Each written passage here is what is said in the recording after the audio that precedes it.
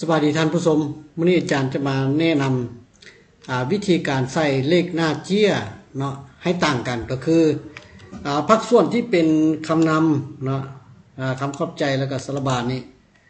เขาอยากใส่เป็นหน้า A B C D เนาะต่อกันไปส่วนบทหรือว่าเนื้อในของเขานี่คือบทที่หนึ่งนี่เขาอยากใส่ข้อที่หนึ่งที่สองต่อกันไปเนาะหมายความว่าให้สัญลักษณ์ที่แตกต่างกันเนาะ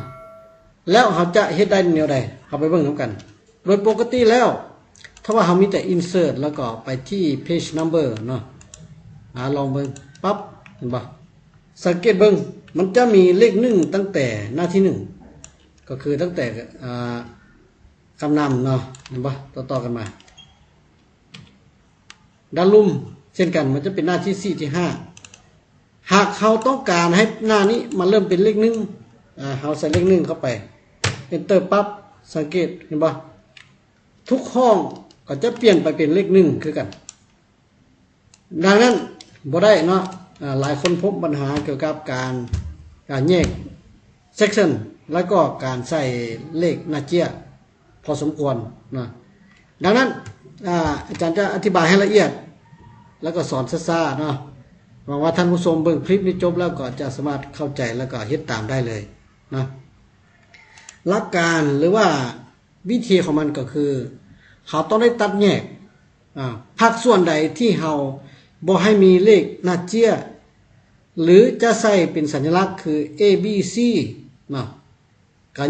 แยกไปอีกส่วนหนึ่งได้สมมุติว่าภาคส่วนตัวนี้ตัวนี้นะ3ตัวนี้3หน้านี้เขาจะให้เป็นอีกส่วนหนึ่งหรือว่า section ที่1นะบัดนี้นี่ตัวต่อมานับตั้งแต่เนื้อในหรือว่าบทที่1ขึ้นไปเขาจะให้เป็น section 2หมายความว่าเขาจะตัดแยกให้เป็นคนละส่วนนะเพื่อบ่ให้มันเชื่อมต่อหากันได้นะแล้ววิธีของมันก็คือนะอาจจะซับซ้อนนิดนึงเด้อเพราะว่ามันอาจารย์ตัวอย่างให้อยู่หลายหน้าเนาะโอเค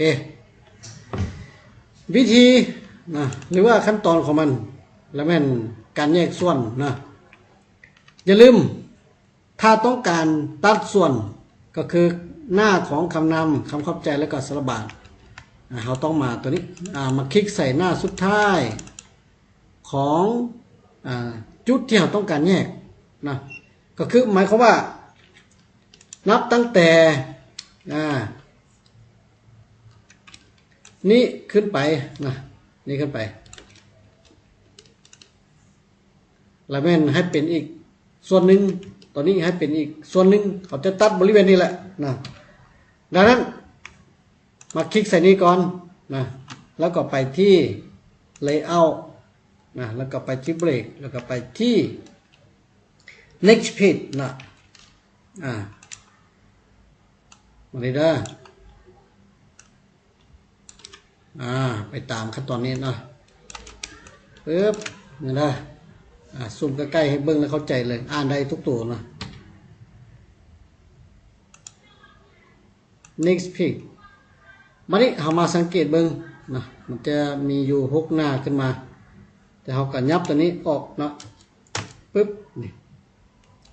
มาคลิกใส่บริเวณแถบด้านถึงหรือว่าด้านลุ่มนะแล้วก็สังเกตเบิ่งปึ๊บนะสังเกตเบิ่งเด้อให้เข้าใจเนาะ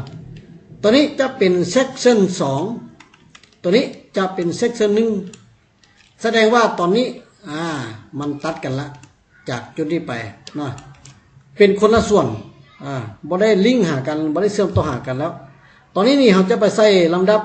ของหน้าเจี้ยใส่จุดใดมันก็จะต่างกันอยู่แล้วเนาะก็คือ section ที่1นี่เราจะใส่เป็น ABC นะแล้วก็ section ที่2ก็คือบทที่1ที่2ไปนี่เราจะใส่เป็นเลขลำดับเป็นเลข1 2 3ต่อกันไปนะวันนี้ขั้นตอนในการใส่นะก็คือตัวที่1นี่นี่ เขามีตัวเลขหนึ่งก่อนหรือว่าบ่ทันมีก็บ่เป็นหยังนะสมมุติว่าเราต้องการใส่เอามาคลิกใส่หน้าที่1ของคำนำนะแล้วเราก็ไปที่ insert แล้วก็ไปที่ page number นะแล้วก็ไปที่ format page number ในตัวนี้นี่เราจะเลือกให้เป็น ABC นะ number of format ตัวนี้นะเราเลือกให้เป็น ABC หรือว่ากอไก่ขอไข่เขาเขียนเข้าไปก็ได้เนาะในนี้นี่อาจารย์จะตัวอย่างเอา ABC ใหญ่นะก็ insert เข้ามาปั๊บเห็นว่ามันจะมีหน้า ABC นะนี่ABC ซูมใกล้ๆให้หน่อยว่า A เนี่ย B เนี่ยแล้วก็ C ตัวนี้ถือว่า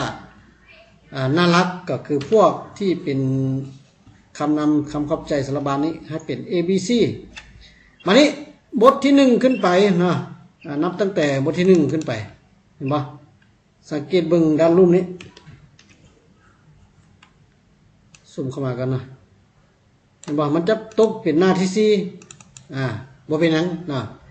การแก้ก็คือให้คลิกขวาใส่ตัวเลขที่เราต้องการฟอร์แมตหรือว่าแก้ไขให้มันเริ่มต้นจากเลข1เขาจะเปลี่ยนจากเลข4นี้ให้เป็นเลข1ให้เริ่มต้นจากเลข1ก่อนนะก็คือคลิกขวาแล้วก็ format page number เห็นปะทาสีใส่ตัวเลขที่เราต้องการ format แล้วก็เลื่อนเมาส์มาใส่ format page number ตัวนี้ได้ไปตามขั้นตอนนี้ได้โอเคจากนั้นเห็นปะที่มันลิงก์ต่อหากันนะมันจะเป็น continue ตัวนี้เราต้องการมาเริ่มใหม่ก็คือเข้า start add ตัวนี้นะเราจะมาคลิกใส่ start add ตัวนี้แล้วก็ตีเลข1มันจะอยู่เลขเท่าไหร่ก็อย่าถ้าเราต้องการเริ่มเลขนั้นนะสมมุติว่าเราเริ่มเลข1เราก็มาพิมพ์เลข1ใส่ปั๊บนะแล้วก็กดโอเคปุ๊บเห็นป่ะนี่ตัวนี้ของบทที่1นะเห็นป่ะเบื้องทางนี้มันก็ยังเป็น C ABC คือเก่านะถูกต้องละบทที่1หน้าที่1ก็จะเป็นหน้าที่1เห็นป่ะนี่ตัวนี้จะเป็นบทที่2หรือว่าบทที่เท่าไรก็อย่าข้อ2ข้อ3ข้อ4ไปอย่างว่ามันจะเป็นเลข2ถ้าหากว่าเราลงแถวไปอีกเห็นป่ะนี่หน้าที่3ก็จะเกิดขึ้นมาแบบนี้เนาะวิธีการแยกสัญลักษณ์ของหน้าแล้วก็เลขลำดับให้ต่างกันแล้วมันเห็นตรงนี้นะหวังว่าท่านผู้ชมเบิ่งแล้วก็จะเข้าใจนะถ้าว่าบ่เคยเฮ็ดจักเทื่อนี่มันก็ซับซ้อนอยู่เจ็บหัวอยู่แต่ว่าหากรู้วิธีแยก section แล้วมันก็ง่ายๆนะหวังว่าท่านผู้ชมเบิ่งแล้วก็จะเข้าใจนะแล้วก็สามารถเอาไปใช้งานได้จริงนะอย่าลืมกดไลค์แล้วก็กดติดตามช่องอาจารย์เด้อเนาะเพื่อเป็นกำลังใจให้กับอาจารย์ผู้ใดมีคำถามยังก็คอมเมนต์ลงด้านลุ่มเนาะอาจารย์ก็จะมาตอบให้ขอขอบใจ